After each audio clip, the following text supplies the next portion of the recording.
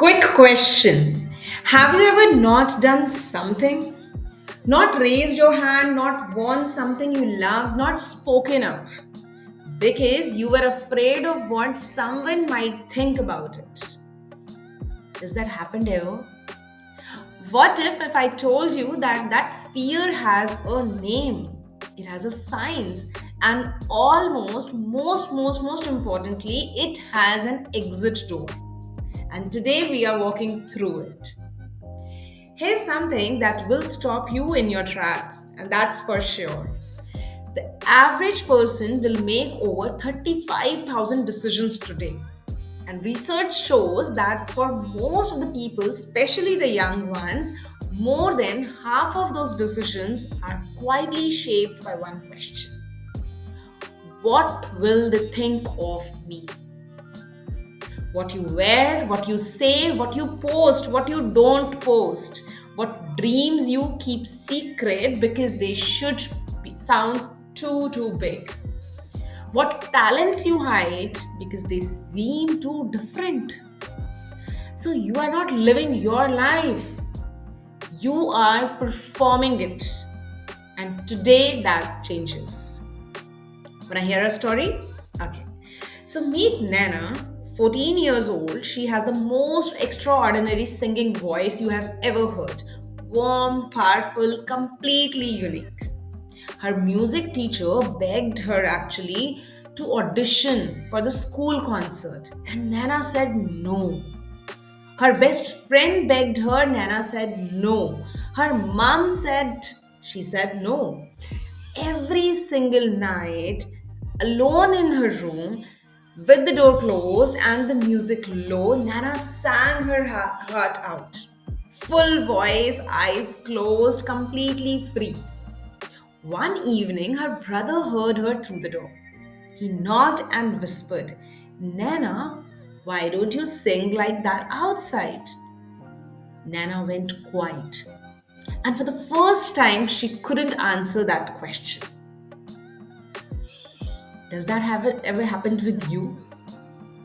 See, here's what's happening inside Nana's head and inside yours too. It's called the spotlight effect. Scientists discovered that the human naturally believe everyone around them is watching, judging, remembering everything they do. But here's the truth that changes everything. They are not. Yes.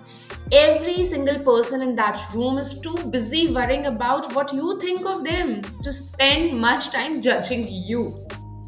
The spotlight you feel burning down on you, it's almost entirely in your mind.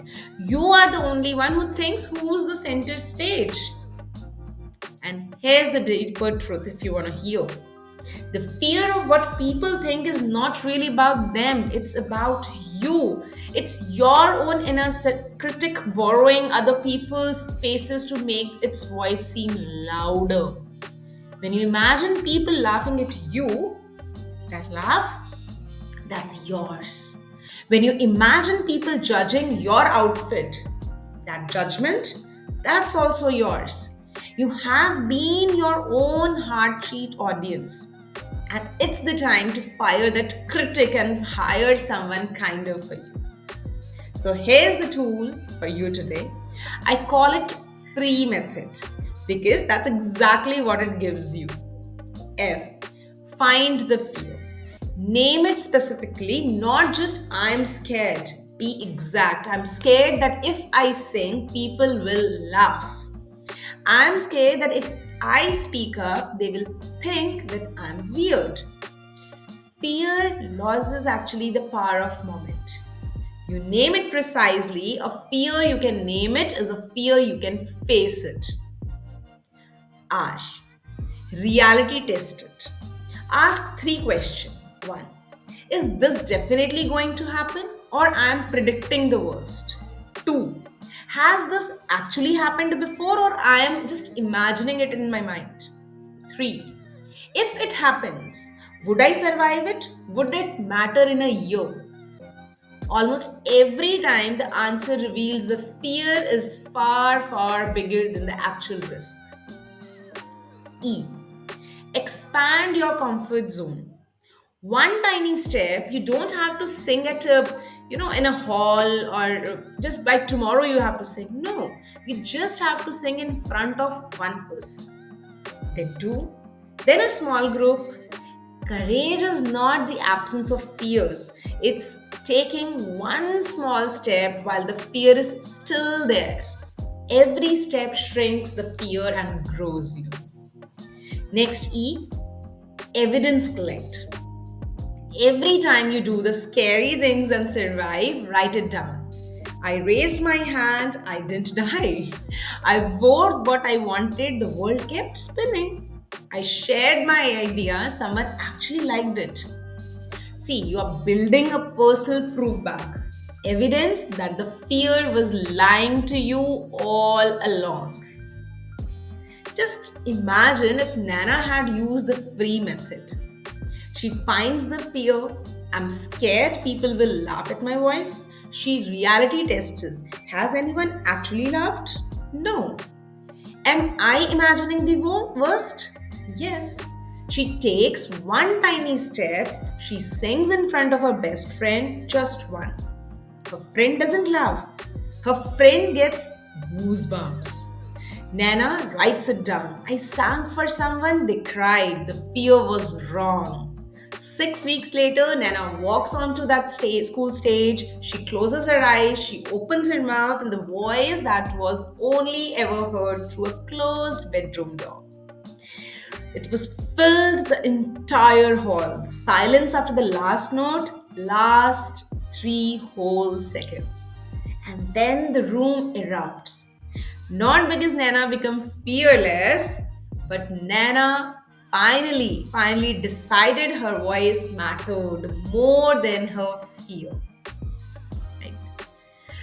So, the people who changed music, art, science, sports, every single field were not the people without the fear.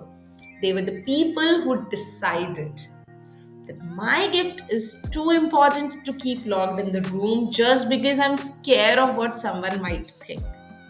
Your gift is too important, your voice is too important, your story is too important. Don't let that imaginary audience silence a real one that's waiting for you. So, here's your challenge this week. Think of one thing you have ever been holding back because of what someone might think. Maybe it's one song, one idea, one conversation, one dream. Use the free method. Start with step one. Just name the fear out loud or in your notebook and drop a comment below finishing this sentence. The thing I have been too scared to do is. No judgment here, only courage. Hit subscribe button because next week we are going deep on something that quietly destroys more friendships and families than almost anything else. Jealousy. And what it really is and how we feel it and what to do when it shows up in you or someone close to you. That one, you don't want to miss it out. So hit that bell icon.